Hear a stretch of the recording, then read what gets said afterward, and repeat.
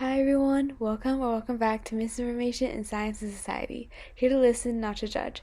I'm your host Annie, and today with us we have Aastha Uprety. Hello, I'm good. How are you? I'm doing well. Thanks so much for inviting me to do this. Yeah, thank you for being here. So let's just get started. Could you please introduce yourself a little bit and what you do? Sure. My name is Aastha Uprety. I work as a writer, and I currently work for a nonprofit organization that focuses on democracy and US government accountability. Hmm. There, I just write articles and blog posts about investigations that we do into government corruption and wrongdoing. But before that, I was a master's student at Columbia School of International and Public Affairs. I Hmm. studied social policy and media and communications. While I was a student in various capacities, I wrote about school events and research coming out of our school, which all had to do with public policy. And briefly, I wrote about environmental science as well. And before that, I worked in communications for nonprofits, doing a lot of research and writing about civil rights and social issues, as well as things like social media and uh, other communications tasks. Hmm. And the reason I do all of that or have done all of that is because I've always wanted to do like social impact work. Um, I've always found society and politics really interesting, and I've always enjoyed writing. So after studying public policy, um, I wanted to become a communicator of those issues and those that kind of research. And I realized I enjoy, telling stories about what I learn, and I'm glad that that is what I do right now. Yeah, awesome. So, why do you think truth is so important, and why do you think misinformation is such a big issue, especially right now? Yeah, I think that truth is important because many falsehoods are harmful, Hmm. and people who succumb to falsehoods can be manipulated into doing harmful things or being part of like a wider movement to cause harm. Hmm. Um, so from what I've learned and like studied about misinformation, I think it's always been an issue. But these days, information does move really, really fast, and there's more mainstream platforms for disinformationists. Hmm. I think a big thing that we have is like a lot of really rapidly changing social norms. And with that, like kind of reactionary backlash, I think uh, political leaders and thought leaders have found that brainwashing the masses, for lack of a better term, can help further their own political agenda and build support and fervor for whatever it is that they're trying to push for. So misinformation can be a really valuable like tool for um, politicians or extremist groups, for example, to like spread their beliefs. Hmm. And I think that really like massive society changing events like the pandemic that put people in physical peril and economically vulnerable situations. In those situations, people can succumb to misinformation as a way to explain or make sense of like a difficult situation. And we're constantly surrounded by difficult situations, so I think it makes sense. Hmm. Um, I also think that like ease of communication, the rise of social media, it's always talked about when it comes to misinformation. And I do think that like content creation without journalistic standards also plays a role, including less harmful things like, if you see a TikTok that says eating, coconut water every day will clear your skin, Oh. that's obviously on a smaller scale and maybe less magnitude of importance. But I think that things like that can also count as misinformation. Hmm. Um, yeah, I also think it's like important to recognize that misinformation is just one dimension of like wider societal problems usually, and we shouldn't be laser focused on, oh, there's a lie going viral on the internet without understanding the context of why it's happening in the first place, which is very complicated. Hmm. So how do people in like politics or like especially like writers, or, like authors in politics try to like avoid or tackle misinformation specifically? Yeah, I think there's a lot of different ways. Hmm. Um, in media and journalism, there's fact checking, double checking, making sure that people said what they said and that things that are written about are true. Hmm. And there's, a common set of like journalistic ethics that usually like I think varies by like country, but we have basic guidelines like not misquoting somebody. I Hmm. think that guides the work. And media and journalism can also be a tool like investigative journalism to sort of like hold people accountable who spread misinformation. So not only holding themselves accountable, but furthering that work elsewhere.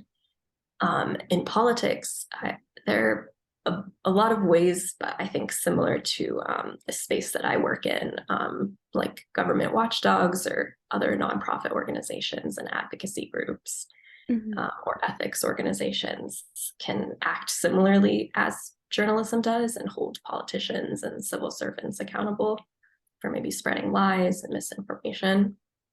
Hmm. Um, I also, have worked on like social media and stuff. There's also various different methods like flagging false information. I think Twitter had started rolling out like a community notes section where people provided context for a tweet.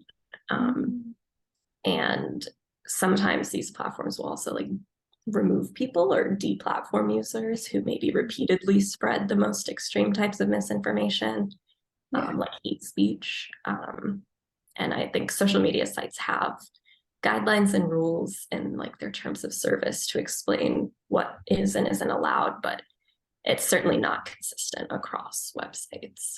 Hmm. Yeah, for sure. Um, so uh what do you think about, I know you like kind of, well, you already touched on this, but what do you think about like the invention of like technology and like its impact? I know you said like there's more platforms and they spread more quickly. Um, yeah, so do you have anything to like add on about that? Yeah, I think yeah, technology is obviously very important. And from what I've like learned, misinformation has always gone sort of like hand in hand with mass media.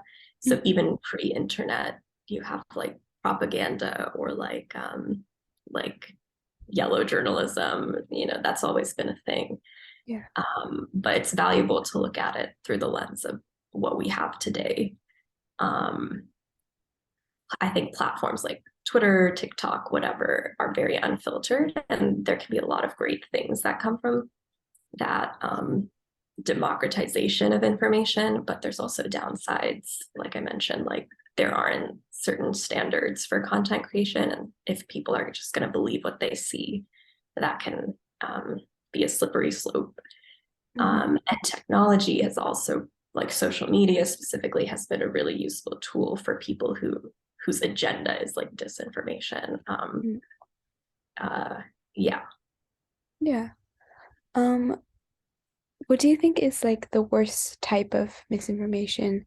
Like about what would it be like in politics and like healthcare and like yeah. I think there are a lot of bad types. mhm. You mentioned healthcare, and immediately I think of the pandemic. And I think, in the past few years, we had a lot of misinformation about vaccines and masks. And it's really hard to have a public health response when people don't agree on what the truth is. And it's hard because the science is always changing as well. But I think that it's really a bad type of misinformation because it can impact people's health and their lives. I also think like hate speech, it really concerns me. I think there's a line between misinformation and hate speech, but misinformation is like a way to spread that kind of agenda. Mhm. Um, Particularly recently, I think there's been a lot of false information about like transgender people there are myths and like fear mongering about what it means to be trans and maybe the different steps people take to like transition their gender. And there's a lot of messages going out to parents, for example, about how being trans is harmful to children, which I do not think is true. And a lot of research says it's not true, that it's harmful. Yeah. And I think a lot of severe extremists have gone as far to say things like adult trans people are abusing children, which is absolutely not like a trend or a pattern that actually exists. But I think their intention is to create a panic about the safety of children without truly caring about them in order to spread the anti-trans agenda, which has led to things like extremist groups protesting like a drag queen story time at a library or trying to Mhm. ban books in schools. I think that creates a really unsafe environment for people. And Yeah. so that shows an example of a big social trend and social problem where misinformation is like one aspect of making it worse, Hmm. but it's not the only issue within that social problem. Yeah. Um, and another important area I think I'll mention is misinformation that has to do with US elections and democracy. Hmm. There's this false idea going around that US elections aren't secure, that there's widespread voter fraud all the time, every time we have an election. Hmm. I think there's a lot of people, a lot of reasons people spread that belief. One of them being it makes it easier to implement restrictive voting laws later, Hmm. which in turn makes it harder for people to vote. Yeah. Voting rights have absolutely been like an issue for our country's entire history. Hmm. Um, and it also shakes people's faith in democracy by saying that elections are fraudulent. I think that sort of anti-democratic behavior is really concerning. And this area of misinformation has reached the mainstream in many ways. It's been spread by influential politicians like our former president. And it was, disinformation about the 2020 election that led to like January 6th attack on the Capitol building. Hmm. Um, and recently we saw very similar things happening in Brazil with their own election. So it's not just a domestic issue. Hmm. Um, so I think it's like an unsettling pattern of like unrest coming from a section of people whose agenda like also includes stuff like the anti-trans policies I just talked about. Hmm. Um, yeah. Yeah, definitely. Um, so what do you think would be like the best way or like some of the best ways to like eliminate or avoid or reduce misinformation? Um, yeah, like in your opinion. Yeah, I I really don't know. I think not only is there not one perfect solution, but Mhm. even a combination of methods. When you look at a combination, every method has its pros and its cons. Yeah. Um, I've learned that it is hard because misinformation can be subjective. Like Mm. even deciding what truth is in many situations can be harder than it seems. Some things might seem obvious to us, but if you have a piece of content related to politics, you put a certain spin on it, it can be hard for experts to agree like what point it becomes blatantly false. Mhm. Um, and there's the issue of censorship. Like I think free speech is really important. And there is not really a consensus on what level of harm is acceptable or not acceptable. I think there is a point where steps should be taken to like not spread harm to people, but it is like very difficult to decide that.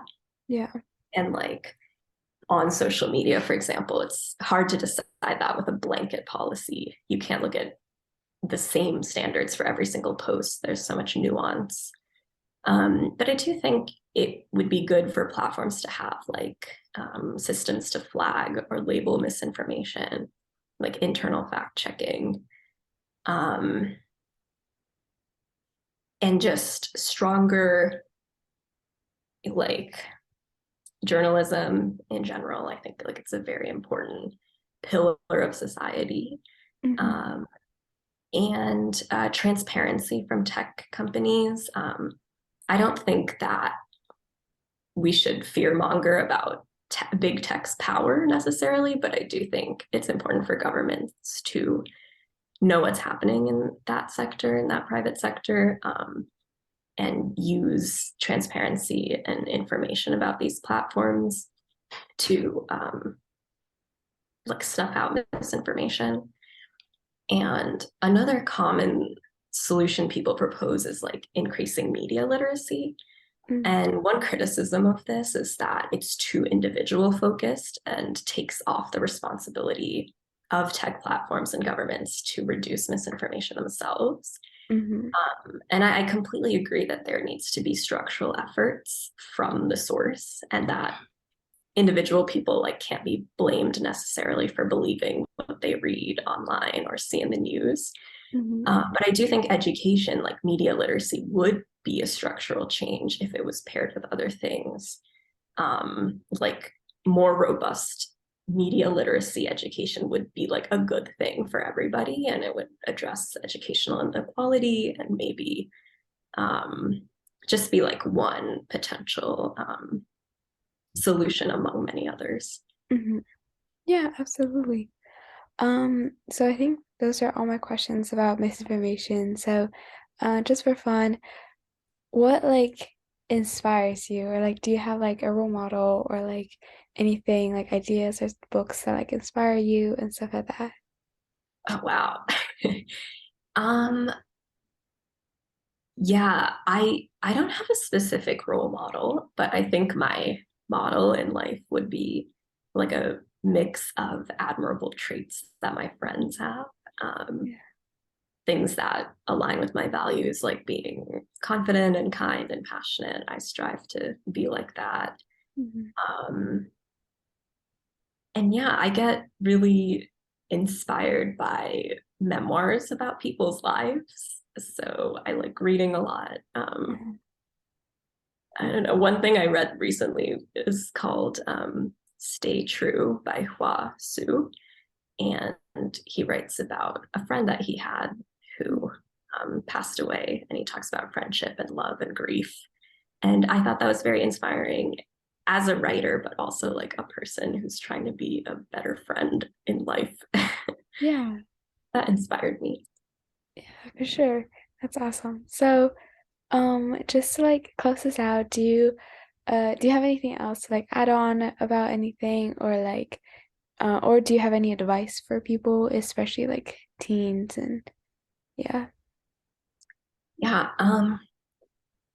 In terms of misinformation, I don't have too much to add, but I think, yeah, it's important for people to understand the wider problems behind what misinformation is exacerbating, Mm-hmm. because there's so many different areas and domains in which we talk about misinformation, so it can't be analyzed as the same thing all the time.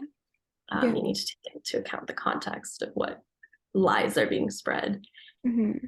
Um, but beyond that, in terms of advice, I guess I would say just be kind to others.